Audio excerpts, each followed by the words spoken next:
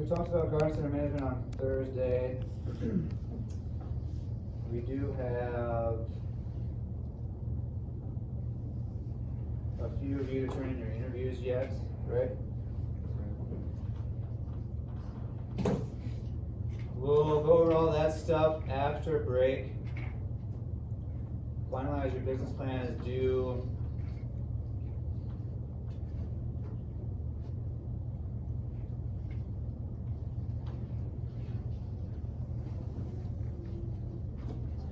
Thursday.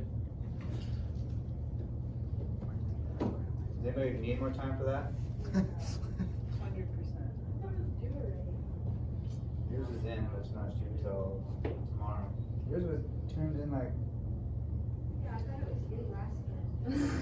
You definitely changed the date. Yeah. No, it did not.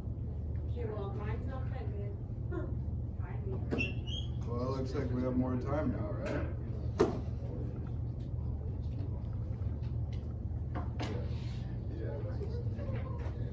When do you guys, like by Monday? Yes.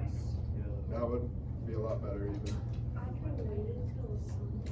If you guys, Hannah and Christina, wanna revamp yours or whatever, just turn it in. Monday after the spring break. Monday the 7th. Spring Thanks, break is Ben. next week? Yeah.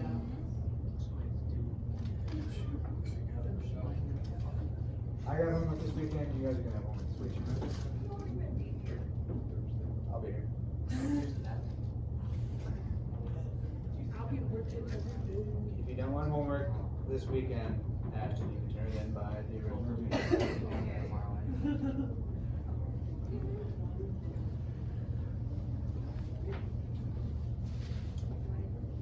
Okay, so I push that back.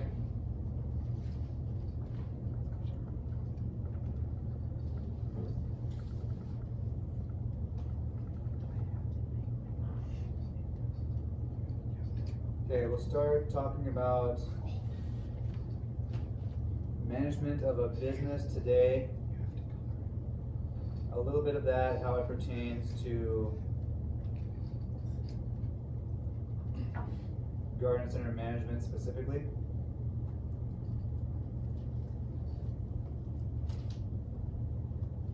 But we have a few individuals in here that are interested in being their own,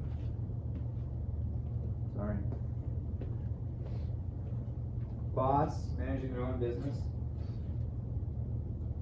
So it is important to understand all the responsibilities that go into management of a business in general. Not all of you plan on going into garden center management. So some of the objectives of this PowerPoint: to explain the various responsibilities involved in business management, describe the concepts behind each responsibility and the importance of each,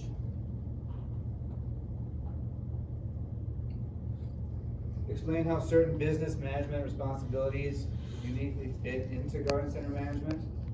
So if you're going to manage a business, pretty much all of these concepts are going to be involved, but each one, some more than others, can be incorporated differently in regards to garden center management. And identify indirect costs associated with business management and approaches that can be taken to help minimize their effects. Does anybody have an idea of the difference between direct costs versus indirect costs?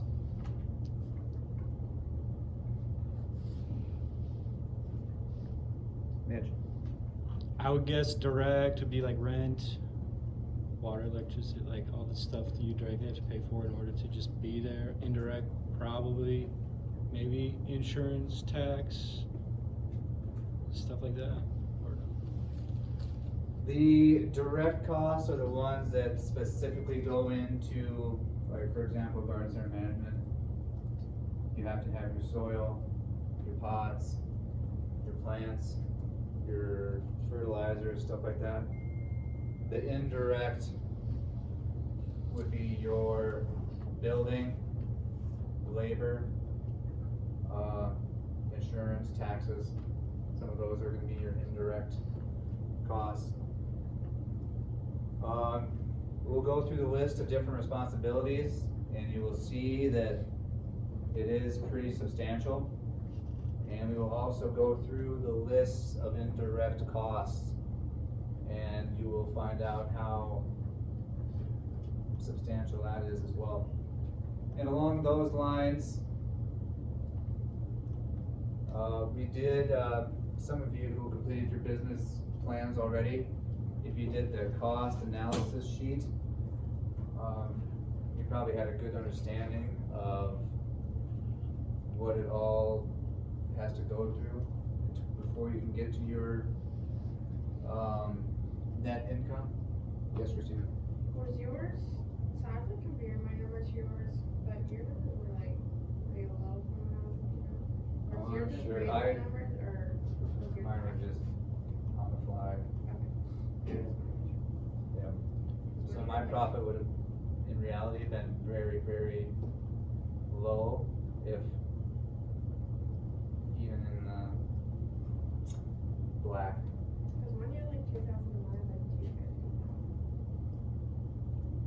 250. Each person's number is gonna be pretty different, I would think. Do as much research as you can to try and get those numbers as accurate. Cause if you are like, wow, I turned out to be $100,000 in the red, which is not good. That's a good learning curve, and you can understand maybe where you can minimize some of those expenses, and understand how you will make a profit, which might not happen the first year or two, and then if that's the case, how are you going to get through the hard times till you get to where you can actually make a profit. That's kind of what I really want you to understand with the final business plan.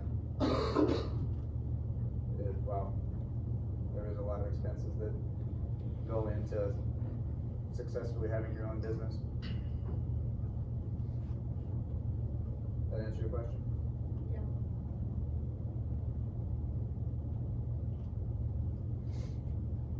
So some of the business management responsibilities, sales and estimating. You all should have a pretty good understanding about how important sales are. I think the first slide that discusses sales and estimating.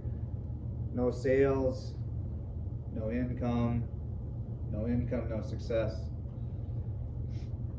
Estimating, strategies involved in estimating. Not the easiest, but hopefully we'll have a good understanding about what that all entails. The importance of marketing. How are you going to do your accounting? Are you going to have your spouse do the accounting? You're going to have your own business accountant, what have you? You have to have a good understanding of the capital that you are going to have for your business. Budgets and planning. Has anybody in here ever made a budget? Small or large? What have you budgeted for?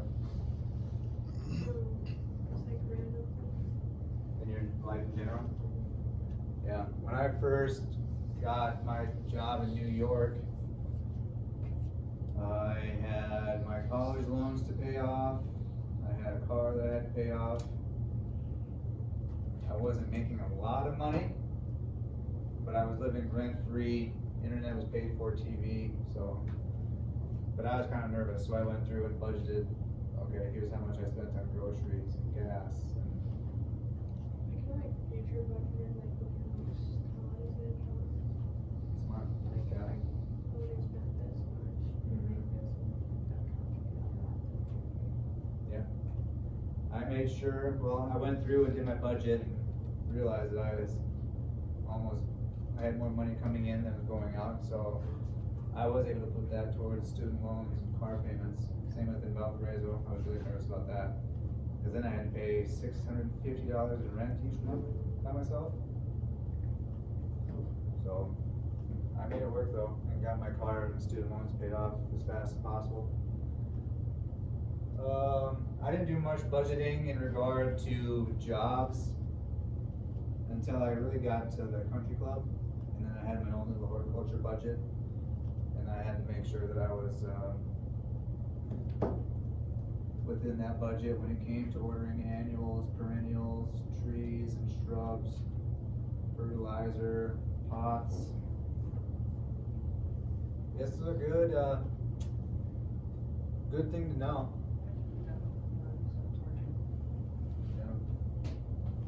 Maybe not for this class, but a future class, budgeting would be a good assignment to have. Some more business responsibilities, credit and collection. That's important to have your policy in place, well understood by your customers. Purchasing an inventory. How much inventory are you going to have on hand at one time? We had a good example with James Valley Nursery, how much stuff that they have to have on hand in order to properly run their business, because they don't have a lot of those companies readily available in Mitchell. Understand production services that you will provide. Performance and standards. When it comes to employees, you might not really understand the importance of quality performance and standards of your company. I'm sure Weller Brothers Talent has some pretty high standards and requirements, dress apparel, probably no holy jeans, tucked in shirts. Shirts don't have to be tucked in, but you have to wear khakis, shirt. Usually if you're gonna wear a hat, it has to be Weller Brothers related. Boots. Stuff like that. Yeah, when I was at the club, we had to wear tan pants, so I started to find some comfortable khakis that I like to wear, and it was weird. Kind of felt like I was wearing dress pants to work, but then you got used to it. Tucked in shirt, no blue jeans. Shorts you could wear. Weren't supposed to wear cargo shorts, but your personnel. I'm sure businesses these days kind of have to be more lax in regards to their pickiness when it comes to personnel, because they need labor so badly. But quality personnel is really important, maybe more so to certain individuals than others. Your equipment, you want to have equipment that is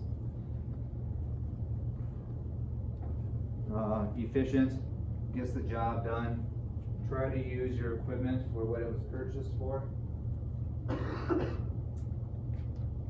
Depending on the type of job you have, if you work on a golf course, then you can get by with having some equipment that maybe doesn't look the greatest, but if you are sending your equipment out into the public's view, especially depending on the type of clients you want. If you're going for the high-end clients, you want to have sharp-looking trucks, clean equipment, what have you. Law I put on there, you want to understand the laws that pertain to small businesses, if that's what you in fact are going to have. Does anybody here see themselves being classified as a big business or a corporation? So understand the laws that pertain to you. Have a good lawyer in your back pocket.